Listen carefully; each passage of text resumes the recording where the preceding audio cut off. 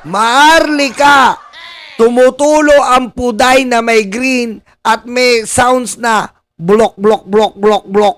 Pakinggan mo to. Shakira, kahit anong gawin mo, paninira mo kay President Bongbong Marcos Jr., hindi ka magwawagi at magtatagumpay, maharlikang burikat. Burikat. Oh, Maharlikang burikat. Ay, mag-subscribe kayo ha, kakamping to. Isa sa kakamping si Romel Orculio. Maharlikang burikat. Hindi ka magwawagi at hindi ka magtatagumpay na pabagsakin mo si President Bongbong Marcos Jr. Hindi ka magwawagi at hindi ka magtatagumpay dahil ikaw ay burikat. Burikat ang pagkatao mo, burikat. At wala kang dangal. Wala kang dangal, maharlikang burikat. Wala kang dangal na bastos ka, putang ina mo. Alam mo maharlikang burikat? Alam mo maharlikang burikat? Tingnan mo nga yung bilat mo. Ha? Tingnan mo yung bilat mo. Ha? Putang ina ka, nangitim na yung bilat mo, gago ka, putang ina mo. Oh, kita mo, sabi ko sa inyo eh, alam na mga vlogger kung gaano kaitim ang puday ni Maharlika. Kaya nakakampig yan ha. Sabi ko sa inyo, ang itim po ng puday ni Maharlika. At bukod pa doon, may tumutulong green, may sounds na blok, blok, blok, blok. Ayun, nakakampig na yan ha. Kakampig na po nagsabi yan. Ganong kaitim ang puday ni Maharlika. Ayaw nyo maniwala eh. Alam mo, maharlika, burikat? Wala ka namang karapatan igalang eh. Dahil bastos ka kasi nga burikat ka, putang ina mo. Maharlikang burikat, putang ina mo. Oh. Hindi ka magwawagi at hindi ka magtatagumpay na pabagsakin mo si President Bongbong Marcos Jr. Hindi ka magtatagumpay at hindi ka magwawagi, maharlikang burikat, putang ina mo. Oh.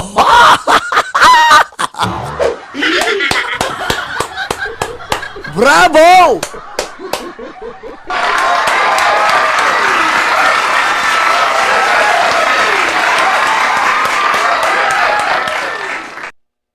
Maharlikang burikat, putang ina mo. Oh! Maharlikang burikat, putang ina mo. Hindi ka magwawagi at hindi ka magtatagumpay. Napabagsakin mo si President Bongbong Marcos. Bakit? Who you are, maharlikang burikat. Who you are, maharlikang burikat. Who you are, maharlikang burikat. Putang ina ka, burikat ka.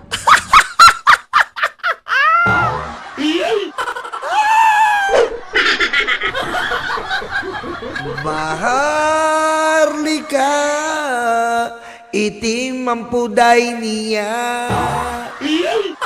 Tumutulo dyan ay kulay green talaga. Maharlika kasi mabantot na yan.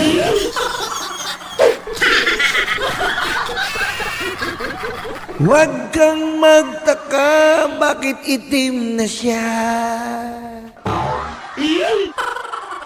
5 hotdog sabay-sabay ay kasya.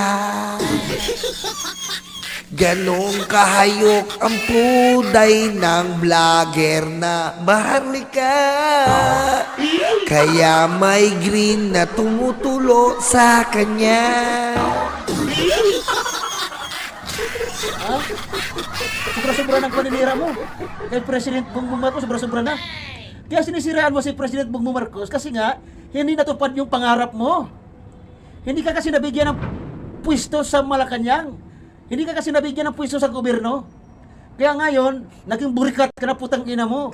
Naging burikat ka na, putang ina mo. Ha? Ganyan. Ganyan.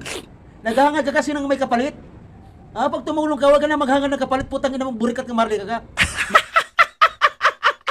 Tama ka naman. Pag tumulong ka, huwag ka manghihingi ng kapalit. Di ba? Ganun po tayo. Tandaan niyo po yun. Ba, tumulong ka. Huwag kang hihingi ng kapalit. Ang pangit tignan nun. Kailangan bukol sa puso. Eh si Maharlika, tumulong siya. Putek, galit na galit. Di ba kakaupo pa lang ni BBM, gusto nila i-appoint ka agad. Ang kapal ng mukha. Maharlika kang burikat, pag tumulong ka sa kapwa mo tao, huwag ka lang maghangad kung mayroon mang kapalit o ano, huwag ka lang maghangad. Tingnan mo, naghangad ka lang may kapalit, diba? Di sino ngayon na naging burikat, diba ikaw? Naging burikat ka na, putang ina mo. Tingnan mo yung mukha mo, para ka na wakwak, putang ina ka, para ka na wakwak. Maharlikang burikat. Maharlikang burikat. Maharlikang burikat, putang ina mo. Hindi ka magtatagumpay at hindi ka magwawagi na ibagsak si President Bongbong Marcos. Hindi ka magwawagi at hindi ka magtatagumpay. Itaga mo yan sa ulo ni Bato. Maharlikang burikat. Itaga mo yan sa ulo ni Bato. Maharlikang burikat. Hindi ka magtatagumpay at hindi ka magwawagi na ibagsak si President Bongbong Marcos Jr. Putang ina mong maharlikang burikat. Putang ina mong maharlikang burikat. Putang ina mo maharlikang burikat. Putang ina mo maharlikang burikat.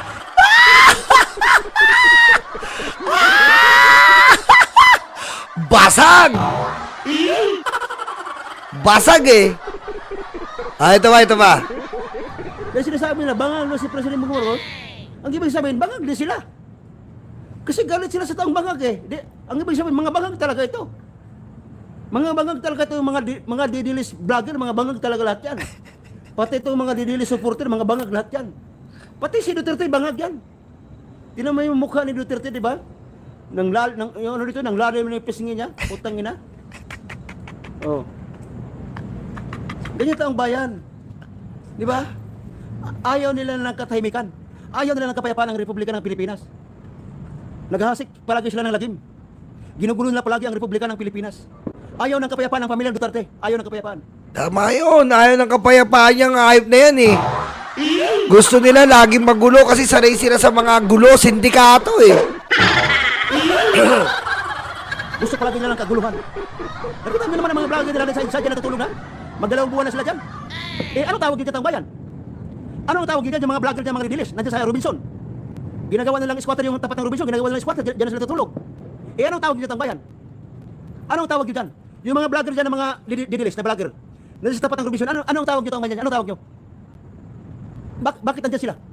Anong dahilan? Bakit nandiyan sila sa tapat ng Robinson? Ano sila, parang sila mga basura dyan. Nagdumi-dumi lang sila sa Robinson dyan. Ha? Ano ang tawag dito ang bayan dyan?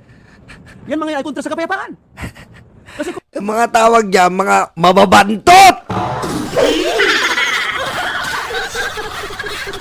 Yan ang tawag dyan, mababantot! talagang hindi sila kontra sa kapayapaan. Bakit hindi sila umalis dyan? Anong yan? Gulo? Naghahanap ng gulo yan, naghahanap ng kaguluhan yan. Kaya ayaw na umalis dyan sa tapat ng Robinson. Tama ba ang paliwanag ko? Tama ba? Na itong pamilyang Duterte ay ayaw ng kapayapaan? Itong mga supporter ng mga Duterte ayaw ng kapayapaan? Itong mga vlogger ng mga Duterte ayaw ng kapayapaan? Tama ba ang paliwanag ko? Pero kita naman natin sa mata natin eh. At naririnig sa ating mga tainga ang mga sinasabi nila. Oh. Hanggang ngayon, nagtapos na lang Pasko, nagtapos na lang bagong taon, nandiyan pa rin sila. Nandiyan pa rin yung mga vlogger ng mga didilis, ng mga abnormal. Nandiyan pa rin sa Robinson, tapat ng Robinson, nandiyan pa rin sila. Diyan na tutulog, diyan na tumatay. Oh. Biro mo yan, wala mga trabaho yan. Andiyan lang sa Robinson, magdamag sila dyan, wala na mga trabaho. Ang ibig sabihin yan, may sumusuporta sa kanilang pagkain, kaya pang-araw-araw, paggasto. May sumusuporta. Si Marlica nga! Si Marlica sumusuporta, umamin na. Kusang ama yung mga yan, no? Si Marlica! Mayroong nagbibigay dyan ng pagkain nila panggasto sa araw. Mayroong nakita. Nakita mo naman wala mga trabaho. Magdamag dyan, umaga, 24 oras na dyan, nandyan, natutulog na sa isa. 24 oras na natutulog sa isa, nandyan na sila palagi, na umalis sa Robinson. Ang isa lang ibig sabihin yan. May nagbibigay ng panggasto sa pagkain nila. Di ba mayroon yan? Putang ina. Di ba may nagsusuporta yan? May nagsasabi nila na umalis sa isa. Kasi nga ayaw nila ng kapayapaan, gusto nila kaguluhan. Kasi kung gusto talaga nila ng kapayapaan, dapat umalis na nila dyan sa Robinson. Dapat umalis na sila kung gusto talaga sila ng kapayapaan. Kung ayaw nila ng kaguluhan. Bakit hindi pa sila umalis dyan? Magdalawang buwan na sila dyan sa Robinson. Bakit ayaw umalis dyan? Mga vlogger na didilis. Anong ibig sabihin yan? Ayaw nila ng kapayapaan. Ang gusto nila, kaguluhan. Ang sila lang sinisigaw na Marcos resign. Lagi lang sinisigaw yan. Ang sabi nga nila sa bagong taon daw itong ano. Oh, J8, mamaya pagtaas ito. Lapit sa ulo, iba na raw ang presidente, si Sara na raw. Sabi ng mga vlogger ng mga patito si Rocky putang ina. Nangangarap ng gising. Nangangarap ng gising itong mga Duterte supporter. At maging itong Duterte na nangangarap ng gising. Ang sabi nila, iba na raw ang presidente sa January 1, 2020, iba na raw ang presidente si Sara na raw. Putang ina, pizza dos na lang. Meron yan. Pizza dos na. Oy, Ma'am Criselda pa rin. Maraming salamat po. Mamaya tatalakayin nga natin dyan, iba na yung presidente. Nagpapaniwala ako kay Dadoy Baliw eh. Puntahan natin mamaya si Dadoy Baliw. Ikaw, Dado, ang lakas mo makabaliw eh, no? Ayop ka eh, no? Umiiyak na si Dado. Ayaw pala ni Dado na nare-react siya. Ayaw ni Dado nire-react siya. Si President Bongbong Marcos pa rin ang presidente. Pitsa doon na January ng 2025. Si President Bongbong Marcos pa rin ang presidente. Kaya ang sabi nila, ng mga vlogger ng mga didilis at mga didilis supporter, si Sara na raw ang presidente. Kaya ang sabi nila, lalo-lalo na ito si Marlica na putang ina, nagbalot-balot na raw si President Bongbong mag-asawa kasi sisibat na raw. Natatakot na raw ang pamilyang Marcos. Ang bobo talaga eh, no? Putik na to, Maharlika na to. Nagbabalot-balot na daw sila Bongbong. Baka mag-outing lang yon, tanga! Mag-outing lang sila Bongbong. Ano magbabalot-balot?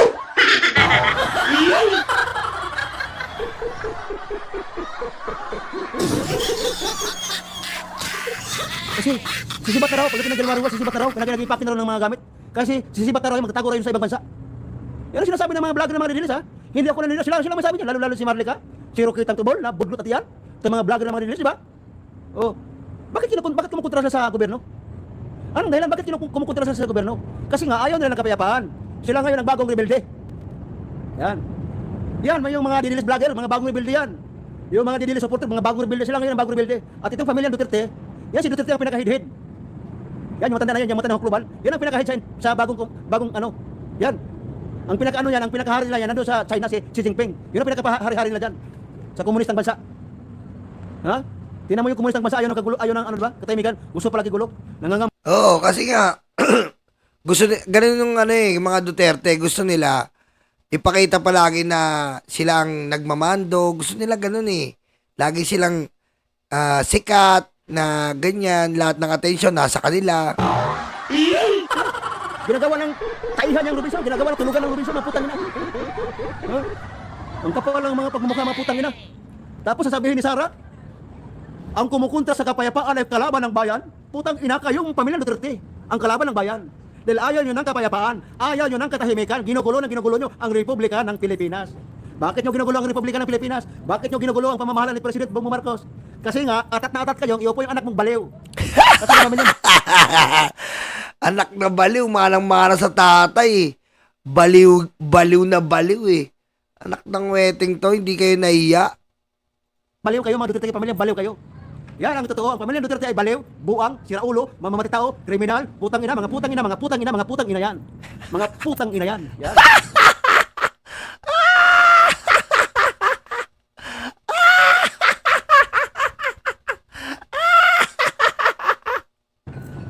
Yan, mga putang ina yan. Ha? Kaya ayaw nila ng katahimikan. Gusto nila ng kaguluhan. Yan, taong bayan na totoo. Tapos ang galing magsalita. Ang kumukontra raw sa kapayapaan ay kalaban ng bayan ng putang ina. Ano kaya sa tingin nila? Ano kaya sa tingin nito pamilya Duterte? Ano kaya sa tingin nila? Ano kaya sa tingin nila, no? Putang ina, kinain yung sinabi nila. Hindi lang, tinai pa. Iulit nga, tinai pa, putang ina. Kasi nga itong si Sara Duterte ay putang ina yan. Ang pamilya Duterte ay mga putang ina yan. Ha? Mga walang hiya yan. Ang pamilyang Duterte ay walang hiya, mga putang ina, pamilyang putang ina yan. Yung pamilyang Duterte, pamilyang putang ina yan. Pamilyang putang ina yan, yung pamilyang Duterte, mga putang ina yan. Mga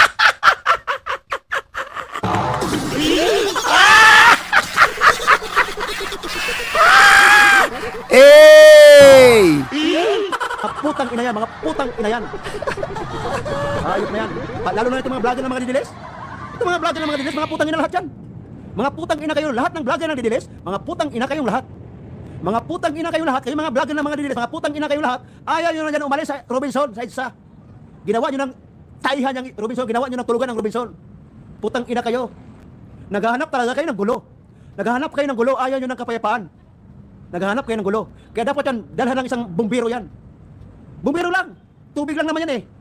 Bumbahan nyo ng tubig yan. Iwan ko lang di maglaya sa mga putang ina yan. Putang ina, pati yung mga ano dyan, mga pulis. Inaano nyo yung mga, sa halip na mayroon pang mga gagawin yung mga pulis dyan. Hindi na tuloy sila magagawa sa ibang gagawin kasi nagbabantay sa inyo dyan. Putang ina kayo. Dahil ayaw nyo nang umalis dyan. Sa halip na mayroon pang ibang pupuntahan yung mga pulis, mayroon pa silang ibang gagawin na ano. Hindi na tuloy sila magagawa ng iban kasi nandyan lang sa kabantay. Yan lang tanging paraan yan. Bumbahin mo ng tubig yan. Iwan ko lang kung di maglayasan yung mga vlogger dyan, mga didilis. Bumbahin mo ng tubig yan, tapos harangan nyo ng ano yan. Yung lagyan ng kausyon. Ha? Yung lagyan ng kausyon dyan. Sapul, no? Ano? Yan, nagsalita na yung mga kakamping. Ayan na. Ito po yung sinasabi natin na iba't ibang mga grupo po ng mga grupo po. Ito, kakamping po ito. Iba't ibang mga grupo po ang talagang ayaw na kila Digong at kay Sara.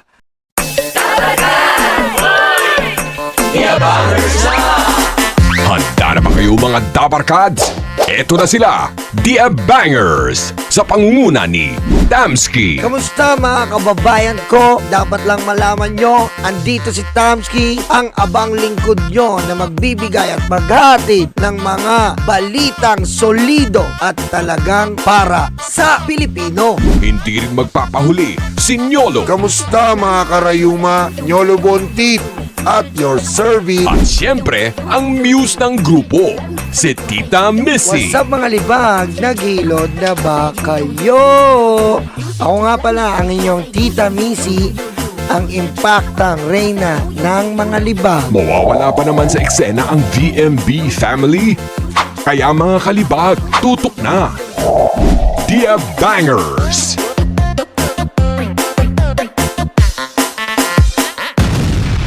Kabahan na kayo.